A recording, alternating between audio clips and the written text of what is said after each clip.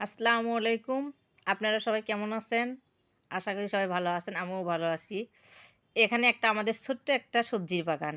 এখানে আমার শ্বশুর-শাশুড়ি একটু সবজি লাগাইছে, শীতের সবজি। মূলা, তারপর ধনে গাছ, তারপর পালং শাক, লাল শাক, এই যে আমার ওখানে লাইয়ের গাছ, সিমের গাছ। সেখান থেকে আমি মূলা উঠাবো, একটু তরকারি মানে টাটকা সবজিতে তরকারি রান্না করব। দেখেন, মূলা তুললাম আমি।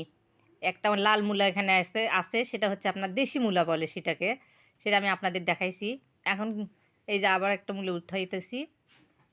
এগুলান দিয়ে আমি একটা তরকারি রান্না করব। এই যে এখন একটু ধনিয়া পাতা উঠে নেব।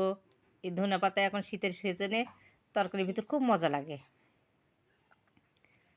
এখানে দেখেন, এটা দেশি ধনিয়া গাছ। এগুলো আমাদের হচ্ছে চাষ করে। এই যে এটা আমার লাইয়ের গাছ। আমি এখানে হচ্ছে লাউ লাগাইছি। আমার শাশুড়ি শ্বশুর যে জাংলা দিছে, এই যেখানে হচ্ছে লাল শাক।